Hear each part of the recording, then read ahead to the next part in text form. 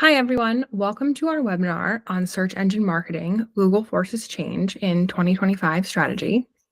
I'm Caitlin, Director of Client Services at Catawba Marketing. Joining me today is my colleague and our marketing strategist, Tim. Hi, everyone. I'm Tim. Nice to meet you. So a quick overview of what we'll learn today is what search engine marketing is like now, how it's changed, the challenges that we're seeing, how to build an effective SEM strategy, and how we conduct an SEM audit. Also, please hold your questions until the end of the webinar. At that time, I'll show you how to access the Q&A feature so that you can ask them. So a little bit about us. Catawba Marketing has been providing full service marketing to clients for over 20 years. We're also working on a new tool specifically designed for small businesses to analyze, educate, and strategize on their own. So keep an eye on our website for more announcements about that. So what exactly is search engine marketing?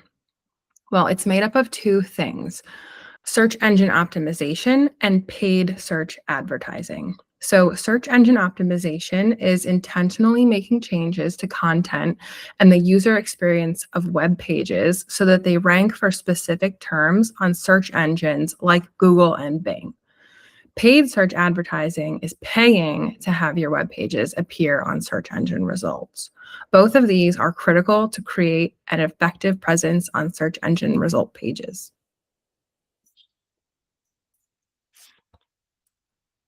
So now we'll take a look at how Google has changed. So in 2006, paid ads were clearly marked in yellow, and they typically only appeared at the top of search engine results like we see in this screenshot here. Also, results pages mostly showed organic listings, and the search results were very text heavy. Now in 2024, paid ads are not as clearly marked. As you can see, they only show a small bold sponsored label. Paid ads also take up much more space than before and can show up anywhere on the results page. Tim, I'll let you talk a little bit more about some new features and snippets like the Google My Business listings. Yeah. So another factor of another big difference with nowadays versus 2006 is that Google doesn't just have search results, right? They don't have regular, just organic search results. They have map pack business pages, featured snippets from websites. They obviously recently introduced the AI overview feature and a bunch of other like stuff that fills up your page that basically takes away space from actual organic search results. So as you can see, even from our desktop page here, that you can't even see an organic search result on this page. It's just 3 ads taking up half the page and then part of the Google My Business map pack. And now all these features that are added are also more places for Google to put ads as well, frankly, because they have sponsored ads in the Google My Business map pack. Often they will have sponsored ads in above snippets. They also just recently said they're going to start introducing ads into the AI overview section. So basically they're creating more spaces to advertise to you. It takes up the page so that it becomes less and less about finding, just regularly finding finding the page and answers you're looking for, and becomes more about sifting through all Google's advertising and all the stuff they're trying to shove in your face. Now, not saying all these things are bad. Obviously, there are benefits to a lot of them too, but the overall trend of basically not making space for actual regular results, kind of focusing on creating more ad space, is just kind of the overall downward trend that Google has seen from a usability standpoint. Yep. Thanks, Tim. All right, so moving on to taking a look at what mobile search results pages look like. So we can see that organic listings seem to appear even farther down the page, and they're limited to very few listings. So Tim, do you want to talk just quickly about some of the features that we see here, like the Google Guaranteed, the businesses? So Google Guaranteed is basically a program that Google made where they can, if you go through a special verification process, you can basically pay them so they put your business listing higher than higher than organic listings from Google Maps on their results pages. And also they will slap a Google guaranteed thing on there to basically be like, hey, we guarantee that these companies are legitimate, and they won't, and we vouch for them, which they're basically trying to, again, convince people to go with what's advertised to them and not necessarily look for things on their own. And Google's like putting a lot of emphasis behind that. It's another one of those processes. You can also see some of the the people also ask section here. That is content that Google is pulling from other websites that they've seen, and basically you can, if you open up those drop downs, you'll see actual content from websites that are organically ranked as opposed to linking to the websites themselves. It's just kind of been accepted at this point. Google's going to do this, but there was much controversy 5-6 years ago, or maybe even longer, when Google was starting to do this more often, probably more like 7 or 8 years ago. I remember there was lots of controversy about Google's just pulling off of stuff from our websites and we're taking away traffic from us. And kind of the factor is, yes, Google wants people to spend more time on their search pages than they do on the websites that they're supposedly linking to. And this is just kind of the nature of the beast that we have to wrestle with and try to figure out how to succeed within that framework. So, yep. Thank you.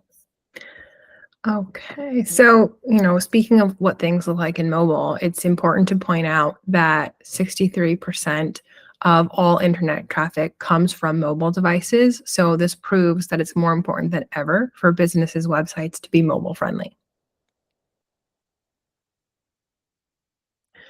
So looking at challenges now and in 2025, some of the challenges that businesses face are things like how users are finding information, organic listings no longer being prominent, national brands dominating local search results, the need for both SEO and paid strategy, and AI-driven ad control. So we'll take a look at these things in more detail on the upcoming slides here.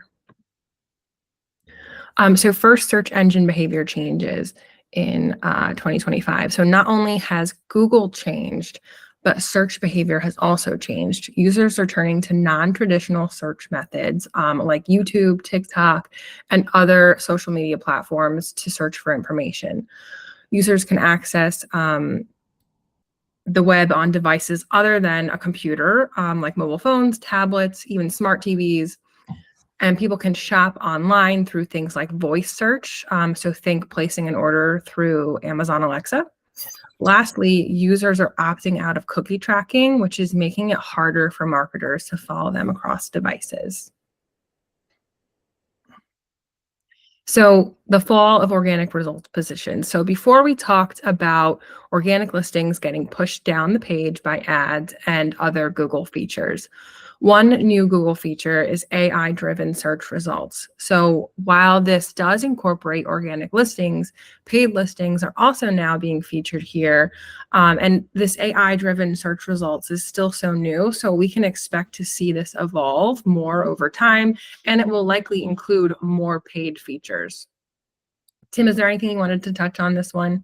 Yeah, there is also an unfortunate side effect of this, is that we're seeing, because the way Google's kind of rushing it out, there have been many, many reports of people getting basically incorrect information from the AI overview. So the first thing you're seeing on a search result is just legitimately false and is not taking the correct information, or is putting it together incorrectly from the websites that it's supposedly scanning for this information.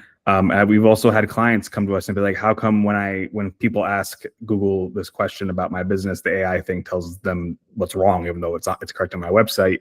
And it's because it's not taking it from your website. It's using their program, and there's no guarantee that it's going to stay correct or remain correct. So that this kind of issue can, like I said, it's one thing if there's already the factor like misinformation or things like people getting incorrect facts, but also just literally from a pure commercial business perspective, if Google is telling people that a policy at your company is different than it actually is, that's potentially a risk for you as well.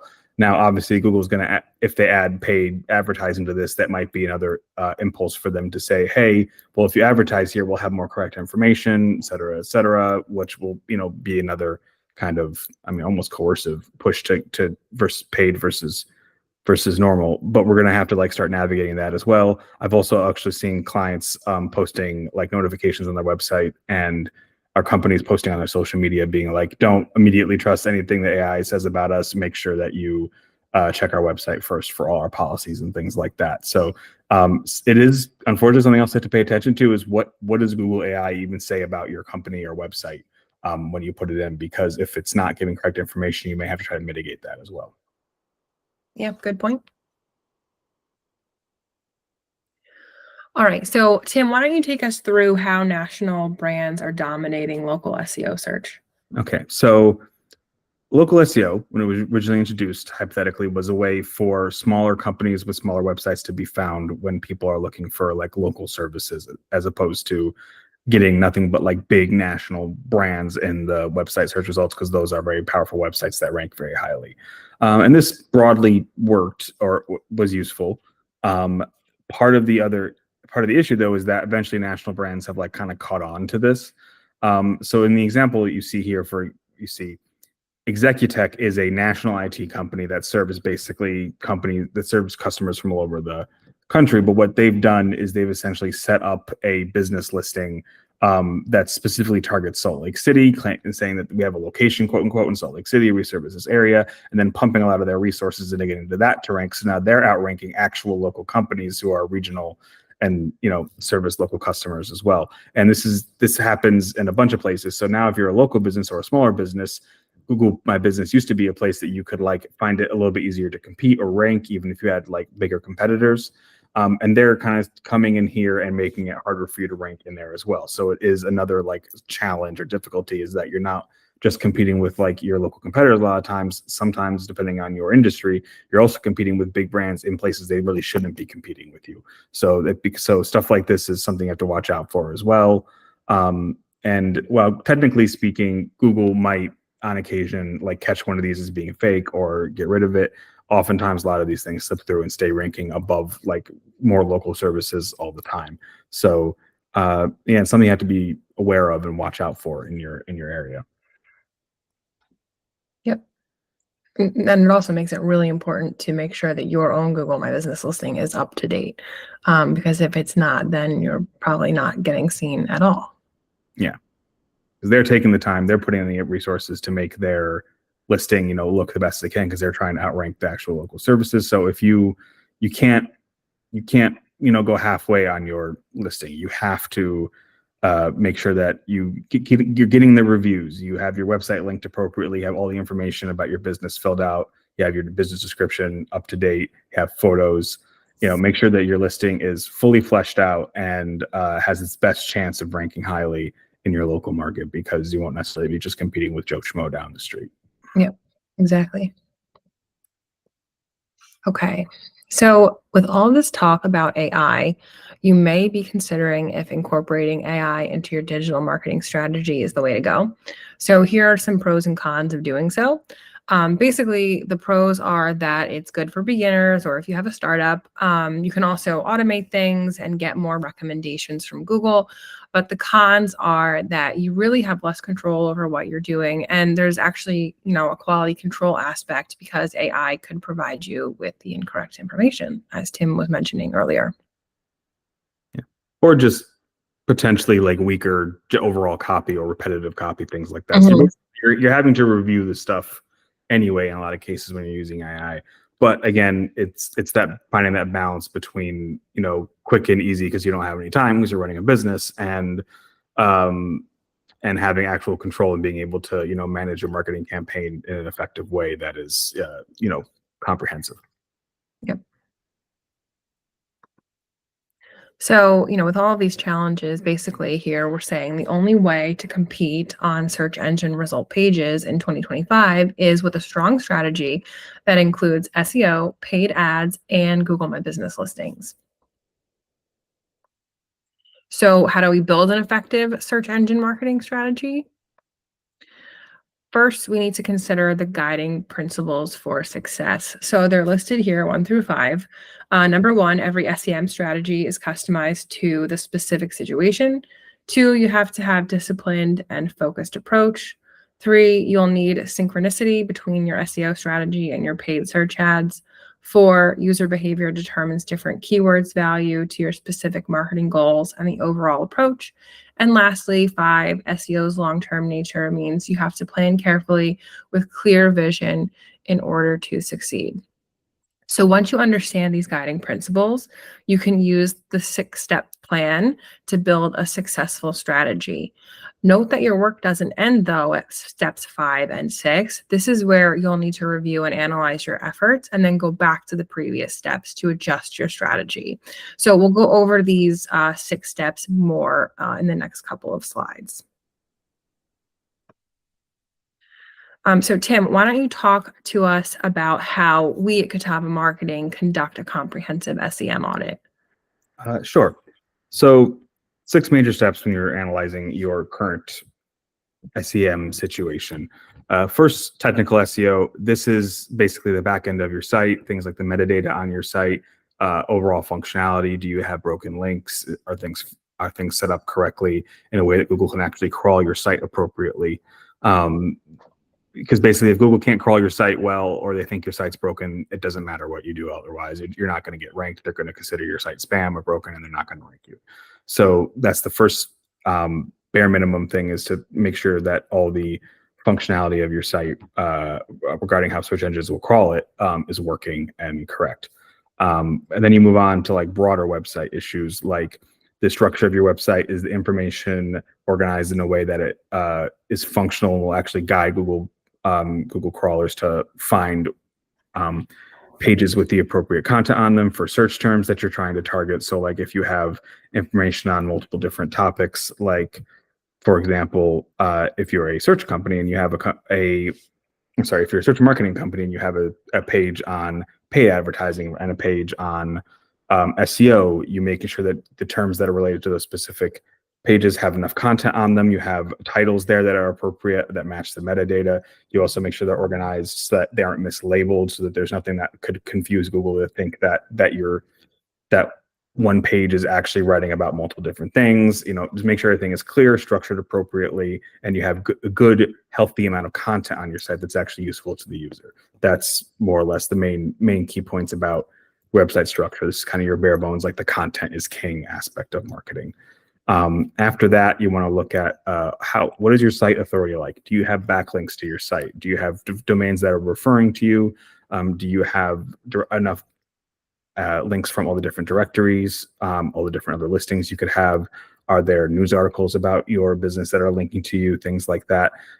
You might not have anything, in which case you're starting from zero, and your strategy will have to adjust to like the idea that, okay, we're starting from the bottom. How do we build from here? If you have like a pretty good established foundation, then okay, we have the fundamentals in place. We need to start finding out like what kind of like extra links or extra authority we could get from other aspects. If you have a mess, if you have, say, a bunch of links from like spam sites or sites that you don't want links from that aren't appropriate to you, how you're going to have to worry about cleaning those out. That's going to be a key part of your strategy. So like knowing what your like link health is like what sites are linking to your site on the internet, and if you want them or how many of them there are, is a key point in how you're going to approach your strategy moving forward.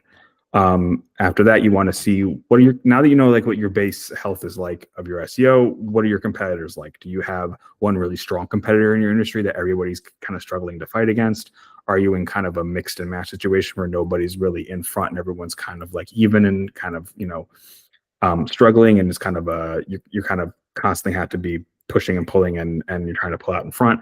Is it kind of a weak situation where you have a good opportunity where a lot of your competitors aren't very strong and you have a strong opportunity to within a year become the dominant player in your local market? Like these will also change like what you prioritize and how you want to push, kind of seeing where the strengths of your competitors are and who they are. Now, Core Web Vitals, that's this is basically how Google refers to the performance of your site and its speed. Google will rank higher performing, faster, cleaner websites over ones that are slow or not performing as well. That's kind of the key point of this. Google measures a few things. A couple of them are like how fast the first item on your page loads. The fastest the first thing fully loads is important to them. How long it takes for the biggest thing on your page to load is also a factor for them, and like how long it takes for the entire page to load. Like they all consider all these different aspects to like how your website functions, and oftentimes from a usability standpoint, we're talking about milliseconds, so it might not even really apparent to you that something is slow versus not slow. But Google takes all that kind of data into account. So making sure that your website is performing well, isn't slow, is loading at a good pace is something that you should definitely be checking out as well and paying attention to. And then finally, make sure that your paid strategy is lined up with whatever your SEO situation is. So for example, if you're a plumber and you rank really well for like sump dump installation, that's probably not a word, I'm probably confusing that, but then you don't want to have to put a bunch of ads into targeting a service, for example, that you already rank really well for organically, or that you're getting a lot of organic traffic from, because you could be doing it redundantly. If there are situations where you are doing pretty well, but you have a strong competitor, then it might be worth putting the paid advertising into that. So effectively, you are trying to make sure that your paid performance or your paid advertising lines up and is synergizing, if you will, with whatever your current SEO situation is. You don't want to be wasting money on paid stuff in situations where it's not helping you because of your current SEO situation. Thanks. So at Catawba Marketing, we have a team and all of the tools to be able to compile this information for businesses. So if this is something you're interested in, please reach out to us on our website, or at the end of the presentation, you'll find my contact information. You can also reach out to me directly.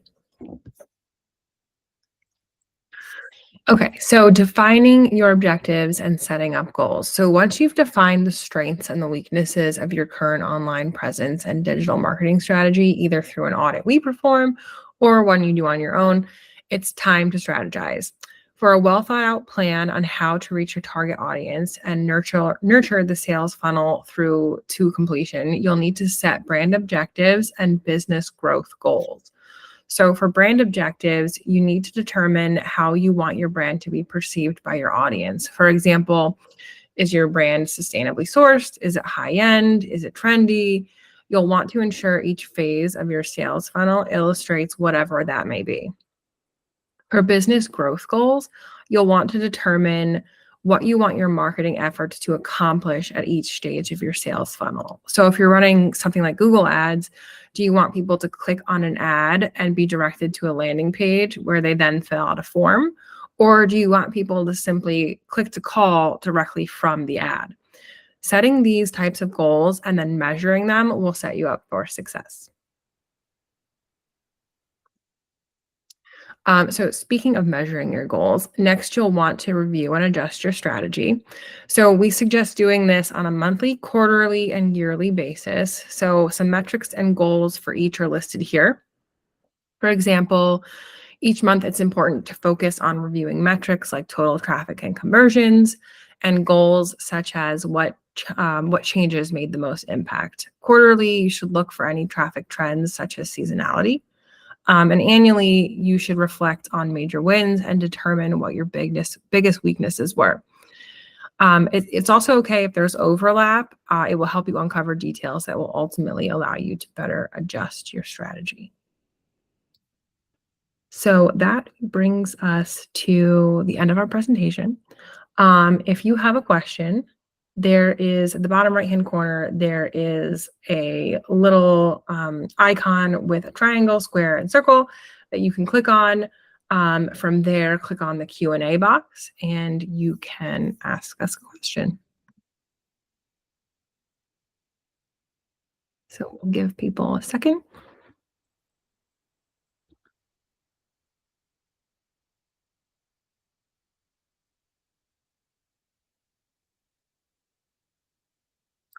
It looks like we do have a question just came in from someone anonymously. If Google pushes down all the organic results, is it worth it to still try and rank organically? I mean, the answer is yes, because a lot of people don't click on ads. They know what the ads are, and they're going to be looking for the organic result in the first place.